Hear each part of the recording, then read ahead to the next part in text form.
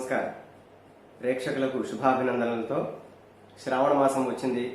అనేక వ్రతాలు, వరలక్ష్మి వ్రతము, మంగళగౌరి వ్రతాలు, ఈ విధమైనటువంటి శుభకాలాలు, శ్రావణ పౌర్ణమి అనేటువంటి శుభకాలాలు ఈ శ్రావణ మాసంలో మనకి అనేకం ఉన్నాయి. ఈ పూజాధికములను చేయడం ద్వారా అనేక విధములైనటువంటి పుణ్యఫలాలను కూడా పొందటం జరుగుతుంది. అయితే ఈ శ్రావణ మాసంలో మరో విశేషం కూడా ఉంది. అదే నాగపంచమి. ఇది శుక్లపక్షంలో పౌర్ణమికి ముందుగా వచ్చేటువంటి పంచమి నాడు ఈ నాగపంచమి ఏర్పడుతుంది. ఈ నాగపంచమి యొక్క విశిష్టత, ఈ రోజున గనక సర్పములకి పూజ చేసిన, సర్పసూక్త పారాయణ చేసిన, నవనాగ స్తోత్రం పారాయణ చేసిన ఎంతో విశేషమైనటువంటి ఫలితం ఏర్పడుతుంది. ఎందుకనంటే సర్పమే యోగ శక్తికి మూలం, సర్పమే యోగానికి మూలం. కాబట్టి ఈ సర్పయోగము, అందుకనే మనకి జ్యోతిష పరిభాషలో కూడా కాలసర్పయోగము, స్రక్సర్పయోగాలు అనేటువంటి యోగాలు కూడా ఆ యోగాలతో కూడా అది స్థానం పంచుకోగలిగింది. అయితే ఈ నాగపంచమి నాడు ఎందుకు, అసలు ఈ నాగపంచమి అనేటువంటిది ఎందుకు ఇంత విశిష్టతని పొంది ఉన్నది, ఈ నాగపంచమి అనేటువంటి యొక్క దీని వృత్తాంతం ఏమిటి అనేటువంటి విషయాన్ని ఒక్కసారి మనం పరిశీలించి ఈ రోజున చేయవలసినటువంటి యొక్క పారాయణలు, తద్వారా మనకు వచ్చేటువంటి ఫలితాలు ఏమిటి, జాతకంలో ఏ ఏ దోషాలు ఉన్నటువంటి వారు ఈ యొక్క పారాయణలు ఈ రోజున చెయ్యాలి, ఏ కామ్యం అంటే ఏ కోరికతో ఉన్నటువంటి వారు దీన్ని బలీయంగా చేయడం ద్వారా శుభ ఫలితాలను పొందుతారు అనేటువంటి విషయాన్ని తెలుసుకుందాం. ముఖ్యంగా నాగపంచమి ఎందుకు ఇంత విశిష్టతని పొందింది. పూర్వము పరీక్షిత్ మహారాజు, ఆ పరీక్షిత్ మహారాజుకి తక్షకుడు అనేటువంటి సర్పము చేత మృత్యు అనేటువంటిది కలుగుతుంది.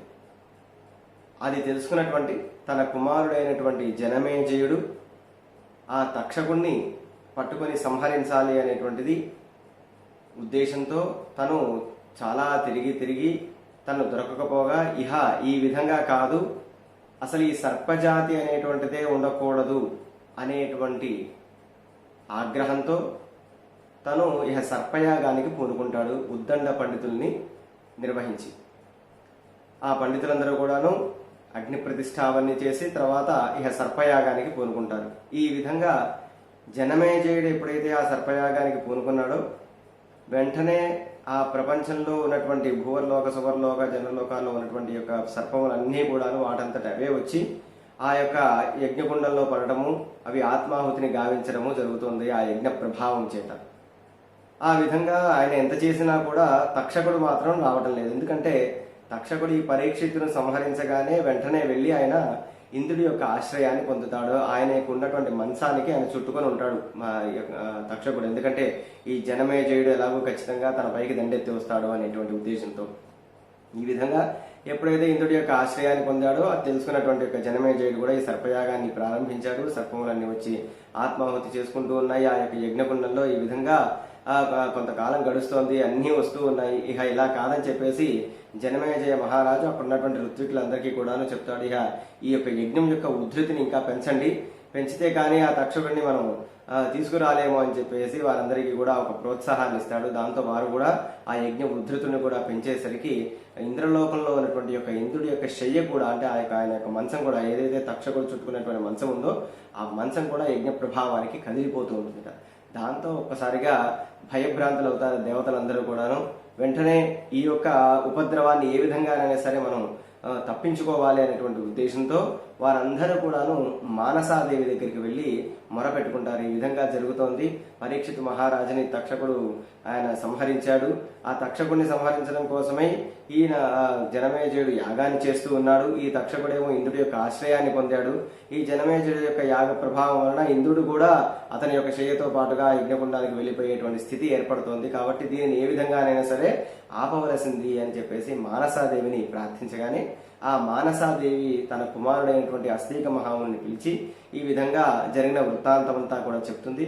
అంతటా ఆ అస్తిక మహాముని కూడా ఆ జనమేజయుడి దగ్గరికి వెళ్ళి ఈ విధంగా తన యొక్క మాటలతో, తన యొక్క పాండిత్యంతో తనని మెప్పిస్తాడు జనమేజయుడిని. వెంటనే ఆ జనమేజయుడు అని అంటాడు, నీవు ఏ కోరిక కావాలో కోరుకో, ఆ కోరికను నేను నెరవేరుస్తాను అని చెప్పేసి ఆ ఆస్తిక మహాముని చూసి ముచ్చటపడినటువంటి వాడి ఈ విధంగా వరాన్ని ఇవ్వగానే వెంటనే ఆస్తిక మహాముని విధంగా అంటాడు, మహారాజా మరి నేను కోరుకునేటువంటి యొక్క కోరికను మీరు కాదనకూడదు అంటే ఒక క్షత్రియుడిగా ఒక మహారాజుగా నేను ఆ విధమైనటువంటి మాట తప్పడం అనేటువంటిది ఉండదు, నీకేమి కోరిక కావాలో కోరుకో అని చెప్పేసి ఆ యొక్క జనమేజయ మహారాజు అస్తికుడికి చెప్పగానే వెంటనే అస్తిక మహాముని ఈ సర్పయాగాన్ని వెంటనే ఆపివేయండి అని చెప్పి కోరుతాడు.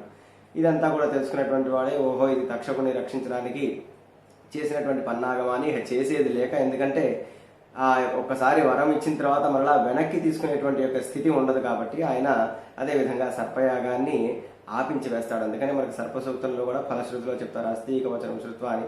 మనకి ఆ అస్తికుడి యొక్క వచనాన్ని కనుక పలికితే చాలా సర్పాలన్నీ కూడా ఏమీ హాని చేయకుండా వెళ్ళిపోతాయి అని. ఎందుకంటే అస్తికుడు ఆ సర్పములకు అంతటి ఉపకారాన్ని చేశాడని. వెంటనే ఆ ముల్లోకాల్లో ఉన్నటువంటి సర్పాలన్నీ కూడాను ఒక్కసారిగా ఊపిరి పీల్చుకుంటాయి, అబ్బా మా యొక్క ప్రాణాలు ఈ రోజున నిలబడ్డాయి కదా అని చెప్పేసి. ఈ విధంగా ఎప్పుడైతే ఈ యొక్క అస్తిక మహాముని వెళ్ళినటువంటి రోజు ఏ రోజయ్యా అంటే శ్రావణ శుద్ధ పంచమి నాడు వెళ్ళాడు. ఆయన జనమేజయుడి దగ్గరికి వెళ్ళి ఆయన సర్పయాగాన్ని ఆపించాడు అనమాట. అందుకనే ఆ రోజున సర్పాలన్నీ కూడాను ఎంతో ఆనందాన్ని వాటి యొక్క ప్రాణభీతిని పోగొట్టుకున్నాయి కాబట్టి ఆ రోజు చాలా విశేషమైనటువంటి రోజుగా ఆ నాగపంచమిని మనం జరుపుకోవడం జరుగుతుంది. అందుకే నాగులకి మనం అర్చనలు తర్వాత అభిషేకాదులు చేయడం అనేటువంటిది జరుగుతోంది. ఈ రోజున గనక జంట సర్పాలకు కానీ, లేదంటే పుట్టలో పాలు పోయటం కానీ, లేదంటే సర్ప సూక్తము వేద పండితుల చేత పారాయణ చేయించడం కానీ, లేదా నవనాగ స్తోత్రాన్ని పారాయణం చేయడం కానీ చేస్తే విశేషమైనటువంటి పుణ్య ఫలితాలు కలుగుతాయి. ముఖ్యంగా జాతకంలో రాహుకేతువుల మధ్య గ్రహాలన్నీ కూడా ఉన్నాయి. అంటే కాలసర్ప దోషము, రాహుగ్రహ దశాంతర దశలు జరుగుతున్నటువంటి వారు, దోష స్థానంలో దోషభూయిష్టమైనటువంటి యొక్క స్థానంలో రాహు ఉన్నటువంటి జాతకంలో ఉన్నటువంటి వ్యక్తులు, అదేవిధంగా అప్పుల బాధలతో బాధపడుతున్నటువంటి వారు, ఎంతో కాలంగా ప్రయత్నిస్తున్నా కూడా వివాహం కానటువంటి వారు, కోర్టు వివాదాలు ఉన్నటువంటి వారు, సోదర సంబంధమైనటువంటి వివాదాలు ఉన్నటువంటి వారు, ఆస్తి సంబంధమైనటువంటి వివాదాలు ఉన్నటువంటి వారు, అదేవిధంగా విద్యా సంబంధమైనటువంటి వివాదాలు, విద్యా సంబంధమైనటువంటి యొక్క బాధలు ఉన్నటువంటి వారు, ఉద్యోగం ప్రయత్నిస్తున్నా కూడా రానటువంటి వారందరూ కూడాను ఈ యొక్క నవనాగ స్తోత్రాన్ని కనుక ఈ శ్రావణ పంచమి నాడు ఆచరిస్తే చేస్తే ఎంతో విశేషమైనటువంటి పుణ్యఫలము, వారు కోరుకున్నటువంటి కోరికలు నెరవేరుతాయి. ముఖ్యంగా జాతకంలో సంతానపరమైనటువంటి దోషాలు ఉన్నటువంటి వారు కూడా సంతానం కలగకపోయినా, సంతాన సంబంధమైనటువంటి విషయాల్లో ఇబ్బందులు ఉన్నా వారందరూ కూడా ఈ యొక్క నాగపంచమి నాడు కనుక ఈ నవనాగ స్తోత్రాన్ని తూచా తప్పకుండా భక్తి శ్రద్ధలతో కనుక ఈ రోజంతా కూడాను పారాయణ చేయగలిగితే, లేదంటే జంట సర్పములకు పాలు పోసిన, అదేవిధంగా అభిషేకం చేసిన జంట సర్పములకు, అదేవిధంగా పుట్టలో పాలు పోసిన ఆ స్వామివారి యొక్క దీక్షను పూని ఆ రోజంతా కూడా స్వామివారి యొక్క నామస్మరణతో గడిపిన ఆ స్వామివారి యొక్క అనుగ్రహం చేత, సుబ్రహ్మణ్య అనుగ్రహం చేత సంతానము, అప్పుల బాధలు తీరటము, అదేవిధంగా ధన సంబంధమైన ఆర్థిక సంబంధమైనటువంటి బాధలు తీరటము, శత్రు నివారణ జరగటము, రోగ నివారణ జరగటము ఇత్యాది ఈతి బాధలన్నీ కూడా నెరవేరుతాయి, అవన్నీ కూడా తొలగిపోతాయి. కాబట్టి ఈ రోజు చాలా విశేషమైనటువంటి రోజు కాబట్టి శ్రావణ పంచమిని మర్చిపోకుండా నాగపంచమిని ఖచ్చితంగా మీరు పాటించి ఆ యొక్క నవనాగ స్తోత్రాన్ని పారాయణ చేసి శుభ ఫలితాలని, మీ కోరికల్ని నెరవేర్చుకోవాలని ఆశిస్తున్నాను. అదేవిధంగా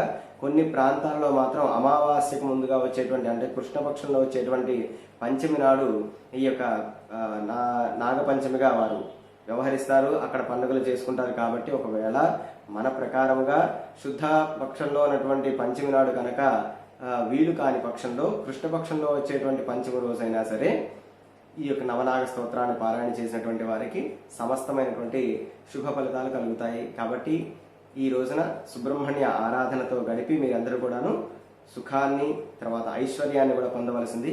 ఒక్కసారి నేను ఈ యొక్క నవనాగ స్తోత్రాన్ని చెప్తాను.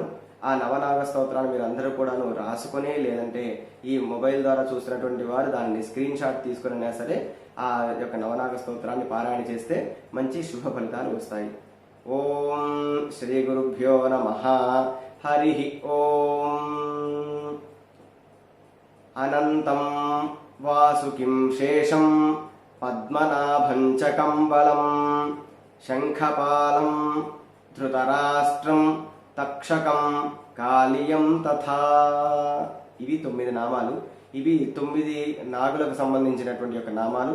ఈ నామాలను కనుక మీరు ఆ రోజంతా కూడా పారాయణ చేస్తే విశేష ఫలితం వస్తుంది. దీని ఫలితాన్ని ఫలశ్రుతిలో కూడా చెప్తున్నారు. ఏతాని నవనామాని నాగానాంచ మహాత్మానం సాయంకాలే పఠే నిత్యం ప్రాతకాలే విశేషత. ఈరోజు సాయంకాలము లేదా ప్రాతకాలము లేదా 2 కాలాల్లోనూ కూడా దీన్ని పారాయణ చేయవచ్చు.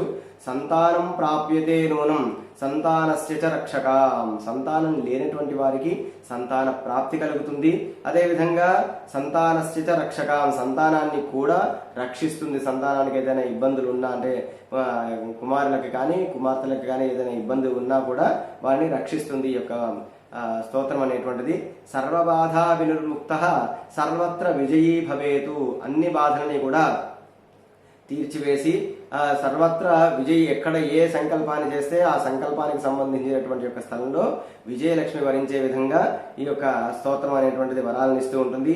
సర్పదర్శన కాలేవా పూజాకాలే చ యః పఠేతు. సర్పము మనకు కనిపించిన సరే, లేదనంటే పూజా కాలంలోనైనా సరే దీన్ని పఠించి తీరవలను. పఠిస్తే తస్య విష భయం నాస్తి సర్వత్ర విజయీ భవేతు. తస్య విషభయం నాస్తి. ఈ విషభయం అనేటువంటిది తొలగిపోతుంది, అన్ని చోట్ల కూడా విజయము కలుగుతుంది అనేటువంటిది ఈ యొక్క నాగరాజుల యొక్క స్తోత్రం యొక్క విశేష ఫలము. ఓం నాగరాజాయ నమః ప్రార్థయామి నమస్కరోమి అని అయినా సరే మీరు దీనిని మనస్సునందు స్మరిస్తూ ఉండవచ్చు.